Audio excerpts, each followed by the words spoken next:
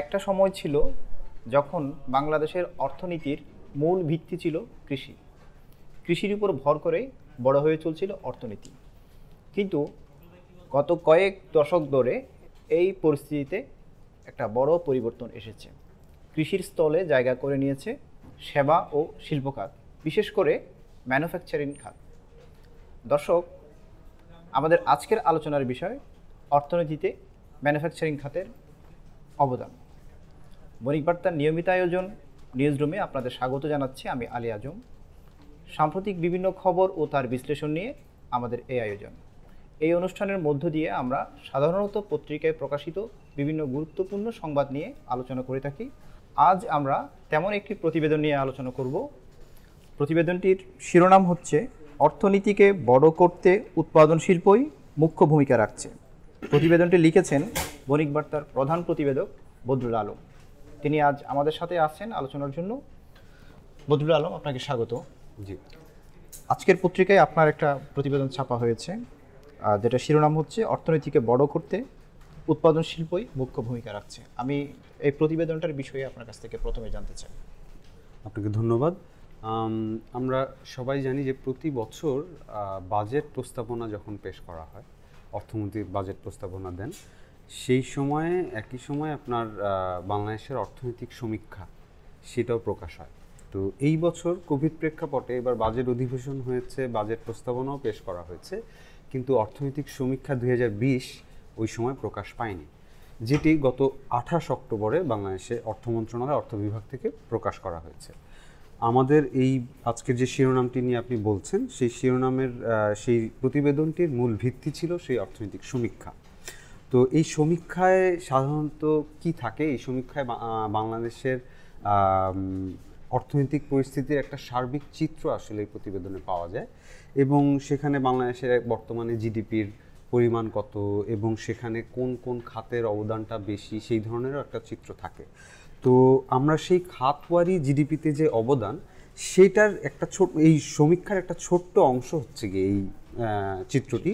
সেইটির উপরে ভিত্তি করে আমরা আসলে বলেছি যে আমাদের অর্থনীতি যে এগিয়ে যাচ্ছে সেটা আসলে কার অবদানের ভিত্তিতে বা কোন খাতের অবদানের ভিত্তিতে এগিয়ে যাচ্ছে, কে এখন ড্রাইভিং ফোর্সে আছে, কে আসলে মূল চালকের আসনে আছে, সেই বিষয়টা চিত্রটা ফুটিয়ে তোলার জন্যই আমরা আসলে এই যে অর্থনৈতিক সমীক্ষায় যে খাতওয়ারি জিডিপিতে যে খাতওয়ারি অবদানের হার, সেটার যে একটা টেবিল তারা দিয়েছে, সেটাই আমরা আসলে আর একটু অনেকের সাথে কথা বলে বিশ্লেষণ করে পর্যালোচনা ফুটিয়ে তুলতে চেষ্টা করেছি।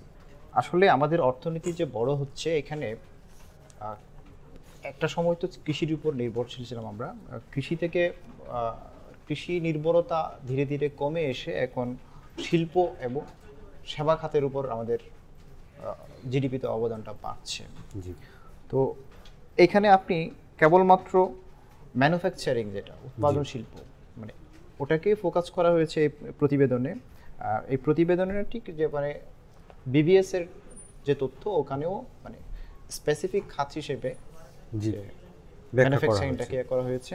তো কিভাবে আসলে ম্যানুফ্যাকচারিং সেক্টরটা অর্থনীতির মূল চালিকা শক্তি হয়ে উঠছে, কিংবা হচ্ছে যে অর্থনীতিকে বড় করতে যে মুখ্য ভূমিকা পালন করছে, এই বিষয়টা একটু বিস্তারিত জানতে চাই। জি, এখানে প্রথমে একটু বলি যে আপনি যেমনটা বলছিলেন যে আমাদের বাংলাদেশ স্বাধীনতার পরপরই আমাদের মূল অর্থনীতির মূল চালিকা শক্তিটা ছিল আসলে কৃষি, এবং আপনার আমাদের এখানে এই যে সমীক্ষার মধ্যে খাতওয়ারি বিভিন্ন ক্যাটাগরিক্যালি আরও উপখাতগুলো সমন্বয়ে একটা চিত্র প্রকাশ করেছে। আবার মোটা দাগে শিল্প, কৃষি এবং সেবা, সেটার প্রেক্ষাপটে কি পরিস্থিতি সেটাও বলা হয়েছে। তো একটু পেছনের দিকে গেলে আর একটু পরিষ্কার হবে বিষয়টা, যে 1985-86 সালের দিকে আমাদের জিডিপিতে কৃষির অবদান ছিল 31%, 31.15%, আর ওই সময়তে শিল্পের ছিল 19.13%, আর সেবা খাতের ছিল 49.73%। আমরা যদি এখন 1985-86 সাল থেকে 2015-16 দিকে একটু আসি, 2015-16তে কৃষি যেটা 31 ছিল, সেটা 15-16তে 15.35 হয়ে গেছে। আর শিল্প যেটা 1985-86 সালে ছিল 19, সেটা এখন হয়ে গেছে 31%। আর সেবা, সেটা হয়ে গেছে এখন 53%। তার মানে আমরা দেখতে পাচ্ছি যে কৃষি অনেক অংশ কৃষির অবদানটা অনেক কমে গেছে এবং শিল্প এবং সেবা খাতের অবদানটা অনেক বেড়ে গেছে এবং বড় অংশ জুড়ে আসলে সেবা খাতে আছে। কিন্তু আমরা যদি আরও এই উপখাত এইভাবে যদি ক্যাটাগরিক্যালি কি যাচাই বাছাই করতে যাই এবং সেক্ষেত্রে খাতওয়ারি যে বিভাজনটা এখানে অর্থনৈতিক সমীক্ষায় দেখানো হয়েছে, সেখানে আপনার শিল্পেরও আসলে শুধুমাত্র ম্যানুফ্যাকচারিংটা কতটা বড় ভূমিকা রাখছে সেই বিষয়গুলো বলা হয়েছে। এবং আপনাকে হেডগুলো বলি, যেমন খাতওয়ারি বিভাজনের ক্ষেত্রে সমীক্ষায় কৃষি ও বনজ, মৎস্য সম্পদ, খনিজ সম্পদ, শিল্পর ম্যানুফ্যাকচারিং এবং বিদ্যুৎ, গ্যাস, পানি সম্পদ, নির্মাণ, সোজা কথা শিল্প এবং সেবা খাতের আরও যে ভাগ উপখাতগুলো সেই বিষয়গুলো এখানে বিস্তারিত বলা হয়েছে। এবং সেখানে দেখা যাচ্ছে যদিও আমাদের সেবা খাত বড় অংশ, এখন আপনার 19-20 অর্থবছর শেষে ছিল এটার অংশগ্রহণ ছিল, অবদান ছিল 51%, আর শিল্পের ছিল 35%। আর কিন্তু আমরা যদি 15-16 সাল থেকে এখনকার যে আপনার গতি প্রকৃতি সেটা যদি যাই, সেখানে দেখা যাবে যে আপনার সেবা খাতের অবদানটার হার কমে আসছে, বছর বাই বছর কমে আসছে। এবং আপনার 15-16 সালে 15-16 অর্থ বছরে ছিল 53%, সেটা এখন 51% হয়ে গেছে। আর আমরা যদি উৎপাদনমুখী শিল্পের দিকে তাকাই, সেটা আপনার 2015-16 সালে 21.01% ছিল, যেটা ক্রমেই বাড়ছে এবং প্রতি বছরই অল্প অল্প করে বাড়ছে এবং সেটা এখন গিয়ে 24.18% হয়েছে। এবং আসলে আমরা বলতে চেয়েছি যে আমাদের এখন পর্যন্ত শিল্পে কৃষি জিডিপিতে অবদান সেবা খাতেরই বড়, কিন্তু সেখানে পতনের একটা আভাস ইঙ্গিত পাওয়া যাচ্ছে, সেখানে অবদান কমে যাওয়ার। কিন্তু শিল্পের ক্ষেত্রে এটা প্রতি বছরই পর্যায়ক্রমে বাড়ছে এবং তারাই মূলত আসলে ড্রাইভিং ফোর্সে আছে। সেই বিষয়গুলি আমরা আসলে প্রতিবেদনে বলেছি। এবং খাতওয়ারি আরেকটা যেটা বললেন আপনার, আমি আরেকটু শেষ করছি এখানে, যে আমাদের কৃষি বনজের ক্ষেত্রে এখানে 9.83% এখন অবদান বলা হয়েছে, মৎস্য সম্পদের ক্ষেত্রে 3.52%, বিদ্যুৎ, গ্যাস ও পানি সম্পদের ক্ষেত্রে 1.57%। এখানে আরেকটা বিষয় উল্লেখযোগ্য, এখানে রিয়েল এস্টেট খাতের দেখা যাচ্ছে অবদান কমতে কমতে এখন 6.09% হয়ে গেছে এবং যেটা 15-16 অর্থ বছরেও ছিল 6.64%।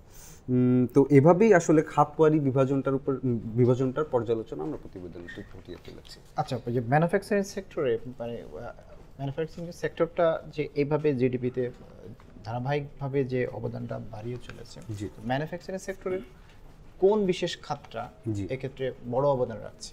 জি, আপনার আমাদের স্বাধীনতা পরবর্তী শিল্প বলতে আসলে যেটাকে বোঝানো হতো সেটা আমরা সবাই জানি পাট।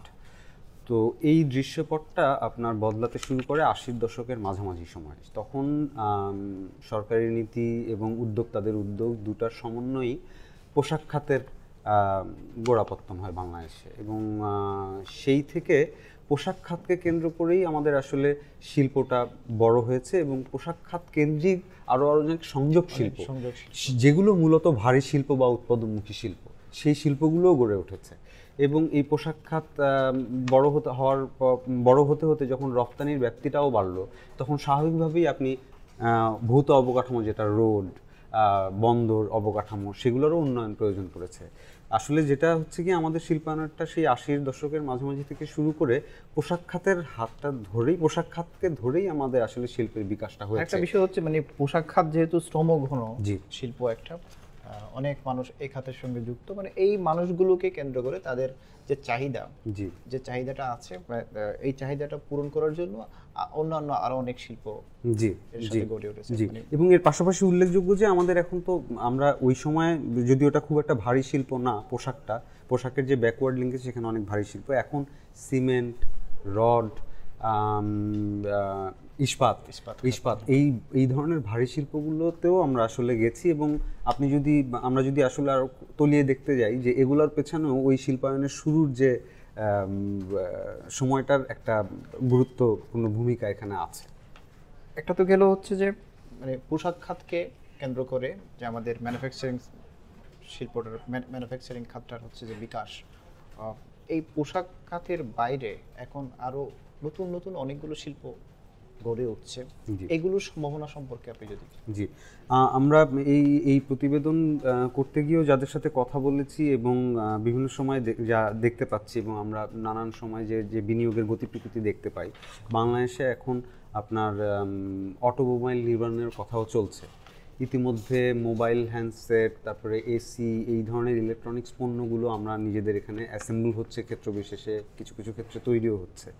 তো এইটা ইঙ্গিত দিচ্ছে যে আমরা আসলে যে লো ভ্যালু প্রোডাক্ট, যেগুলো আমাদের উৎপাদনমুখী শিল্পের মূল পণ্য, সেগুলার ক্ষেত্রে সেই জায়গাটার ব্যাপ্তিটা বাড়তে শুরু করেছে। এবং ভারী শিল্পে, বিশেষ করে আপনার প্রযুক্তিগত প্রযুক্তি নির্ভর যে শিল্পগুলো, সেগুলো উৎপাদন, সেই সব পণ্য উৎপাদনের দিকেও বাংলাদেশ এখন ঝুঁকছে।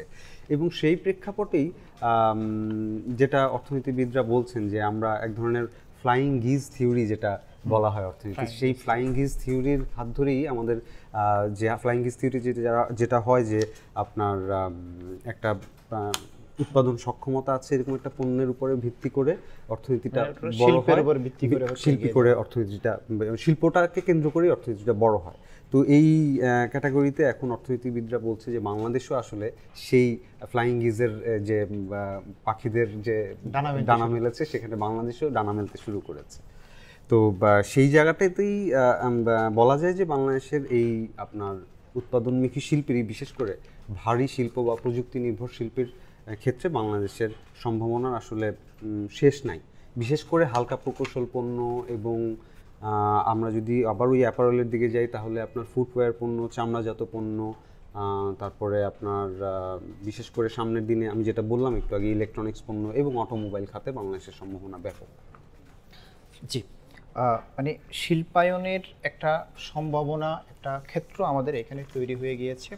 আর যেটা হচ্ছে কি আপনি বললেন যে মানে ইলেকট্রনিক্স পণ্য এবং বিভিন্ন ধরনের হচ্ছে যে কনজিউমার গুডস, এগুলোর হচ্ছে একটা ধরনের অভ্যন্তরীণ চাহিদা তৈরি হয়ে গেছে। মানুষের যেহেতু ক্রয় ক্ষমতাটা বেড়েছে, তো একটা অভ্যন্তরীণ চাহিদা তৈরি হয়ে গেছে। ওই চাহিদা পূরণের জন্য এখন লোকালি অনেক কিছু এখানে তৈরি হচ্ছে, অনেক ইলেকট্রনিক্স পণ্য তৈরি হচ্ছে।